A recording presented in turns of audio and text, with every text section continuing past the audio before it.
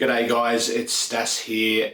How's it going? Today we're going to be talking about my experiences recently with two brews that I did on the new Grainfather G70.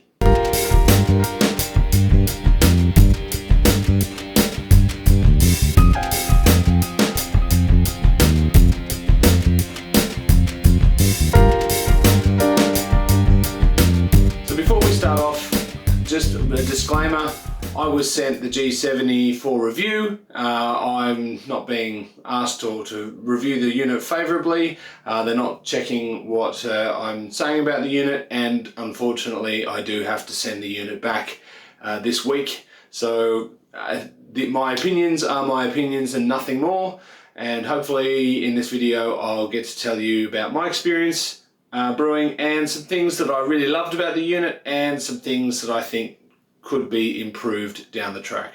So before we start, I brewed 2 beers in the one day. It was actually a pretty easy process. It was a fairly long day. I think we started, mashed in at around 9:30, and I finished up driving out about 9:30 at night. So it was 12 hours, but in that time I was troubleshooting, I was filming, and I did a 60-litre batch. Actually ended up being more like 63 litres of a Stone & Wood Pacific Ale type beer. So think, if you don't know what that beer is, think of it like as a blonde ale. Basically Galaxy with some pale malt and, ale malt and a little bit of wheat.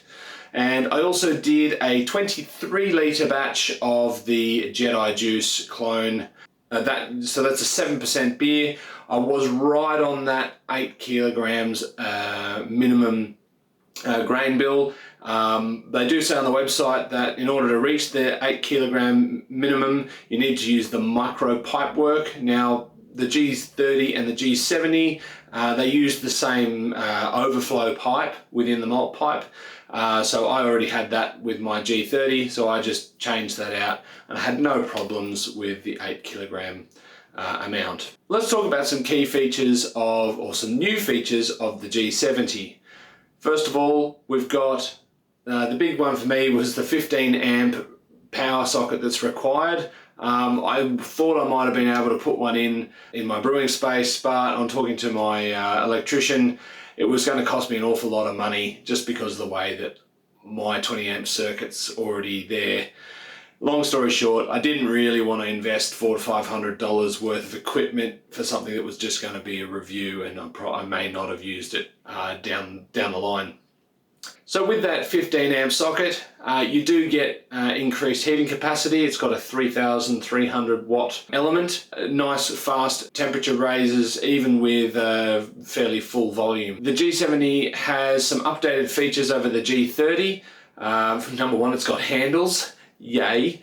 They are really sturdy handles, and it's just as well too because the unit itself, empty without anything in it, is about 34-35 kilos. It feels like a really well designed unit. They've redesigned the wort recirculation pipe, so now rather than attaching on an arm that goes up and over into a hole in the lid, it now comes through the wall of the unit with a push fitting and a little bit of silicone hose with a barb on it that you can adjust the flow.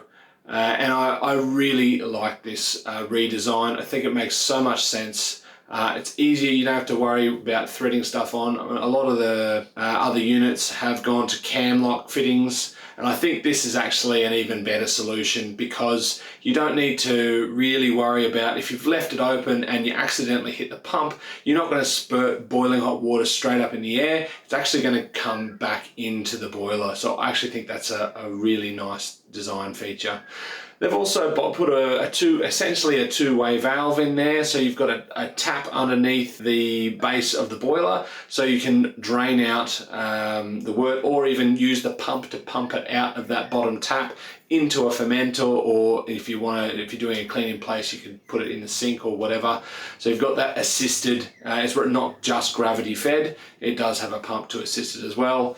And using the 2 ball valves, you can adjust where you want that wort to flow. As I said, with the redesign, you can actually open and close the lid without removing that overflow pipe, which I think is just a really great and smart redesign. The boiler itself, it's changed from the G30. They've now got a very slight conical base where the heating element is mounted underneath the base, so it's a concealed heating element.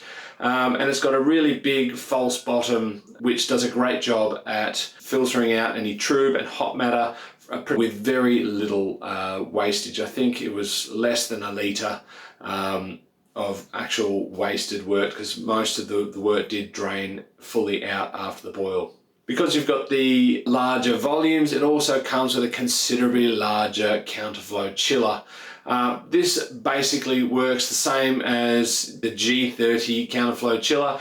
It does have that updated attachment to the overflow pump with the push fitting, which is really nice too, and they have considerably increased the length of hosing, certainly compared to my original counterflow chiller for the G30. Now you can comfortably get, I think it's almost 2 meters on each end.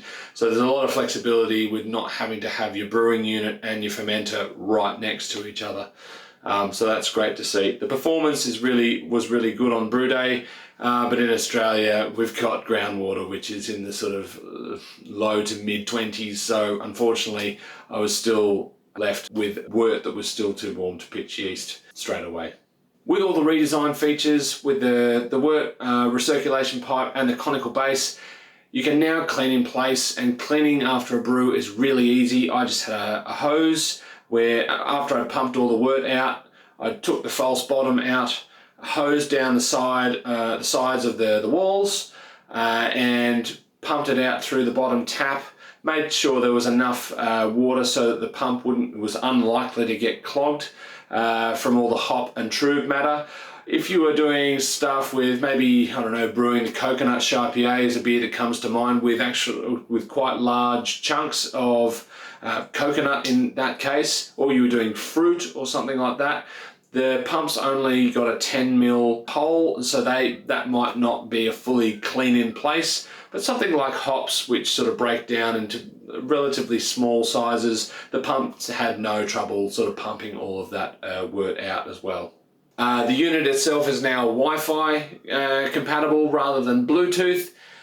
I did have some issues with the app. I'll go into that in a little bit later, but that's a great feature. It means that if you're on the same network in your house, you can still be connected with what's happening in your brewing area. So I think that's a logical step for the unit, as the Bluetooth connection does have a fairly limited range, especially if your brewing area is maybe down in the garage or something. So that's a great feature as well. The pump in the G70, as expected, is a much beefier pump. The output is quite a bit more powerful, and there's no problems pumping 70 litres of wort wherever you need it to go. And of course you can use those ball valves to throttle it if it is too powerful. From another small redesign that I haven't heard a lot of people talk about is the G30. A lot of the power cable from the pump and the heating element, the temperature probe, and the power cable for the unit were all kind of coming up from the front of the unit into the control box. Now there's only 2 cables. There's the data cable coming from the screen straight down the unit. I didn't have any problems with me catching anything on it. And you've got the 15 amp power plug at the back with a nice sturdy feeling rocker switch to turn it on and off. So it's a bit cleaner, and all the cables required are actually housed in that fairly large base underneath. Another welcome addition to the G70 is the inclusion of a sight glass. Now, it's not perfect, but it's 3/4 covered by a solid steel shield, so it's not going to get hit or broken. But the fact that it is closed on 3 of the 4 sides, I know that a cylinder doesn't have a side, but it's only open on the outside, means that it's sometimes a little bit tricky to see dark coloured, or if you're in a dark environment, it can be difficult to see the light through it. I would have maybe liked to see shielding on the front and back, and allow the sides of the sight glass to be open to allow a little bit more light through there. But then you would have the issue of where to have your because it does have gallons and litres marking. So I need to play with that. It's still legible just fine. You just need to make sure that you're in a, a decently lit place. Something about the side glass, it doesn't even register until you get to 20 litres. This is a big unit, and 20 litres looks almost empty in this unit. So if you're looking at brewing a smaller batch and you need to measure out less than 20 litres, which you're probably not going to be doing if you're doing an 8 kilo minimum grain bill, but just know that it starts at 20 litres. I also didn't get a chance to verify how accurate these volume graduations are, but it's something that you probably should do with any brewing system, just to make sure you know your equipment well. My numbers turned out pretty close to what I was expecting, so take that as you will in terms of how accurate they are. They're good enough for the first run or two. Getting on to my experience brewing on the G70, it was actually a really pleasant experience. Very familiar. I've heard a number of people talk about how familiar it is compared to brewing on the G30. It was really, I kept saying it over and over again on brew day, that even though I was brewing a 60 litre batch, it didn't really feel like it was 3 times the volume. I mean, the heating up time was comparable. Obviously there was a lot more malt than I'm used to, but it was a very familiar system to use, and that gets a big thumbs up from me. A number of people have talked about some temperature stability issues. I personally didn't have a problem with the temperature fluctuating while doing the full batch, so that was up to 70 litres pre-boil, pretty much maxed out the capacity of the unit. And at that volume, the temperature stayed within 0.5 degree Celsius throughout the mash. So I have no complaints about that at all. When I was using the 23 litre batch, the temperature did fluctuate a little bit, although it was within plus or minus 1 degree of my set temperature for the vast majority of the mash. So again, it's not ideal, but I'll talk about a few ideas I have about why that might be and some potential fixes that Grainfather could do later in this video. Talking about the element strength, the strength of the boil at 70 litres, it was not the strongest of boils, but it was adequate, and certainly by sort of 20 minutes into the boil, it did look a lot more vigorous and more like what I'm used to seeing on the G30, and something that I would sort of look at a boil and say, yeah, that's doing about the right amount of vigor in the boil to drive off those potential or precursor off flavors that you want to try and avoid. I did manage to have a 5.5 or thereabouts litre boil off over an hour, so it's plenty of strength in the boil, even though it does look a little bit tame in the early stages of the boil. At the 23 litre batch size, when I only had a pre-boil volume of 30 litres, it was much more vigorous, and probably a little too vigorous. I had 6.5 litres of boil off. I'll talk about some things I'd like to see to maybe help brewers dial in their system a little bit more later in the video. The app. Now, the app. A number of people, again, have talked about the app and the problematic parts of the app. When I first turned the machine on, connected it to the hotspot on my phone, that was fine. It asked if the unit then said, there's a firmware update available, do you want to download it? I said yes. It all seemed to work fine. I saw the display on my phone and could control the temperature, turn the pump on and off, heating on and off, set timers, yada yada yada. That all seemed to work just fine, and the first brew I did just in manual mode, and I was going to try out the recipe feature in the second brew. However, once I put the recipe in, I originally created it with Brewfather into the Grainfather app. It went to connect to the Grainfather, and I tried about 6 different times on 2 different wireless networks. Every time it showed as the G70 being online, a little green circle there, but then it would spit out an error code saying it couldn't connect to the Grainfather. So I think there's a bit of teething problems there. Again, I did download a new firmware, and I don't know when that firmware was released. I'm guessing this is an issue which is going to be sorted out in the next weeks, hopefully, or maybe months, hopefully quicker than that. But I imagine it would work pretty seamlessly once you've got those things connected. But yeah, at the moment, the app's a bit of a funny experience. I get overall, I had a really great time with the G70, and I think if I was brewing bigger batches on a regular basis, I would seriously consider this unit. I love the clean in place, I love the redesign. The counterflow chiller works just as well as the other one did, if not better, because I'm dealing with 3 times the volume. But it still has the same features that I love about my Grainfather, even though it is getting a little bit long in the tooth. It all packs in really compact. It's a well-made machine, the G70. It certainly feels a lot sturdier than the G30, and it should be because it's holding a lot more weight. There's a few things that I would like to change or address that need a little bit of tweaking. Most of them should be fairly simple software or firmware fix and or a simple hardware change. Let's talk about those now. So because of the conical base and the center drain and the elements being mounted around that center drain with a false bottom on top, when you want to pump wort through your counterflow chiller or recirculate while you're actively boiling, the bubbles that are being released from the boiling wort get sucked into the pump and cause the pump to airlock a little bit. It doesn't completely stop, but it certainly reduces the flow of the pump to a slow trickle. You can overcome this by turning off the elements and just waiting for, it was about 2 minutes before I was able to start pumping wort. And once the wort was coming through the counterflow chiller, it was still at 99 degrees. I mean, you're talking about a massive amount of thermal mass. You're not going to lose a lot of temperature. So I wasn't really worried about losing isomerization of hop alpha acids or anything for the short amount of time that I wanted to get the insides of the counterflow chiller up to temperature to sanitize it. But it's one of those things where you need to just think about how you're going to do the process because of the way that the machine's designed.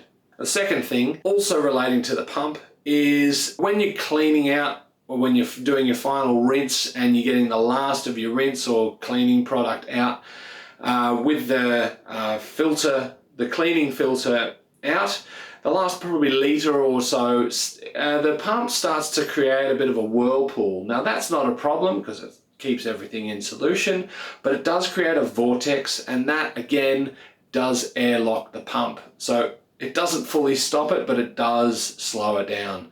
So if you're wanting to drain out the cleaning product, you can drain using gravity, no problems at all.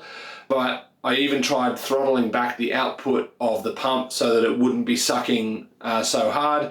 That helped a little bit, but I did still get a vortex forming. So it's something to be aware of. I didn't get a hell of a lot of time to play with it as I was trying to get packed up and out the door, because where I brewed was about an hour's drive from my place and it was getting late. But that's something that you probably need to just play with a little bit. The last little thing is the cleaning filter. I'll show you a picture here. The cleaning filter itself is about 80 millimeters or so across, and it seems like a fair amount of space to collect any small debris that you don't want to have sitting in your pump between brews. However, because it sits on the base of a circle with the little 10 mil inlet for the pump in the middle, it's only really sucking through that 10 mil hole, and all of the small debris seems to clump in the middle, blocking the hole. So I had to, a couple of times, just with my finger, just disrupt the surface so it would restart sucking the rinse water out. A real simple fix for that, I think, would be to have a 2 to 3 millimeter silicone ring around the base of that filter so it sits up off the stainless steel base and allows water to be drawn through the whole area of the filter. And I reckon that would be a very easy and cheap fix to that particular issue. Alternatively, you could just not use the filter and make sure you give it a good rinse and drain it out. I think it would be fine. Now we get to the part where I talk about some improvements that I would like to see over and above what's shipped with the unit. Some features that I feel would have been nice to include and or perhaps are missing. The first one I'd like to see is the ability for the user to be able to adjust the power of the boil. I mean, it already has the technology to adjust the power to the heating elements to control various mash steps and ramping up to full power to get you to your next temperature quickly, and then reducing the power so you don't overshoot it, and of course reducing the power so you maintain the temperature. I'd really like to be able to, once I'm at boil, decrease the power to the elements to, I don't know, 80%, 60%, whatever I desire, so that if I'm doing a smaller batch, as I did in the second boil, I can control that boil off rate a little bit. It's a small feature, but I think it would allow a lot more flexibility for the end user to do. Another point on that is you could do it really intelligently. Because you have the ability to send a recipe to the unit, it would have information like your predicted boil volume and your predicted mash amounts. And I think that it seems to be, although admittedly I couldn't get the app to work with the recipe, it's a bit of a missed opportunity to use different PID algorithms to intelligently predict the amount of power that you need, both to control temperature fluctuations. Like I said, in the smaller volume mash, if the recipe says that it's going to be, I don't know, 15 litres of water or 20 litres of water, it would adjust the PID algorithms accordingly so that you would have a tighter control on your temperatures. Just the same way, if you're expecting a 70 litre pre-boil, you'd have the elements running at max power, but if you're only expecting a 30 litre pre-boil, you'd maybe run your elements at 70%. And of course have the ability for the user to override what is intelligently selected for you. That would be a really nice feature to have. And I think, although I'm not a software or hardware engineer, I think that would be a fairly easy feature for Grainfather to implement. The other thing, as I said before, the app needs a little bit more finessing just so it works. I know this is a pretty early test of the unit. It's not mature by any stretch of the imagination, but I've heard many people talk about the Grainfather app being a little bit temperamental, even in the G30. So I hope that they fix it. For that reason, I don't use the Grainfather app. I'm really familiar with Brewfather and Beersmith, and I just use those. And the machine works really well with the profiles that are there. Special shout out goes to Brian at Short Circuited Brewers. We had a bit of a chat based on his experience with the G70, and we were able to kind of exchange notes, so I was able to have a bit of a guess as to what to expect. So thanks, Brian. I think my brew day went much smoother for the information that you gave me. Mashing in the volumes that are in the Brewfather G70 profile, they were taken from the Grainfather app profile. What I did is I adjusted my mash efficiency to be in line with what my G30 performs, how it performs, and I deliberately held back 5 litres of my mash in based on the experience that Brian had said. He said that when he used that profile, his mash was quite thin, so I held back 5 litres and ended up adding in another litre once I was fully mashed in, just to get the mash looking the way that I usually like to see the mash thickness on my G30. And it performed well. I got the efficiency that I wanted. I actually was a little bit over, and then I just sparged up to my pre-boil volume, and once I reached that, I lifted the grain basket off. So it requires a little bit of tinkering with. I'll of course share my experiences on Brew Day with the Brewfather beta testers community, which I'm a member of, and hopefully Thomas can fine-tune the profile so that the whole app and experience of brewing on this machine gets better for all owners. So yeah, that's pretty much been my experience with the G70. I think it's a really great step in the single vessel design. We've seen the offerings in the single vessel system sort of have little iterations of changes, and various models have improved small amounts in the way that they operate. But this is kind of, for me, it's the first redesign that I'm really excited to see, and I can see a real benefit in the everyday use of the machine. What I'd really like to see is basically a G70 shrunk down to maybe a G40 or a G30, so that it has the same conical base, the same malt recirculation design, and I think that would be a really rocking system. And for me, I've had a brief look at other systems, and I feel that the price point, at least in Australia, of $19.95, I think that's a fair price. It's probably a little bit on the pricey side, but again, like I said, it's a different design unit, and it really does feel like it's well made. So it's not in the value section. It feels like a sort of mid-range to solidly built, getting towards the upper level. A number of people talked about, the way that the welds of the heating elements have got little dimples in it, and the handles have got dimples. You can see the welds, and for a premiumly priced machine, you shouldn't see any of that. I don't necessarily buy into that. You can see the dimples. I'm not denying that they are there, and it would be nice to see a big solid, 1 millimeter thick, not 10 millimeter thick, 1 millimeter thick stainless that's just completely smooth. But the reality is, this is a hot side piece of equipment. You're going to be boiling the wort in it anyway. It doesn't look like there's going to be a place for bacteria, rust, or anything to hide. I'm satisfied with the build quality of the G70. And like I said, if I wanted a machine to be brewing 60-litre batches all the time, this would definitely be high up on my list of systems to check out. So anyway, with all of that said, that's been my experience. So if you're still here, thanks for hanging around. Hopefully this video's giving you some information about the G70. Maybe you're looking to buy one. Are you looking to buy one? Let us know in the comments down below. Do you agree with my thoughts on the matter, or do you think I've completely missed the mark? Let me know in the comments.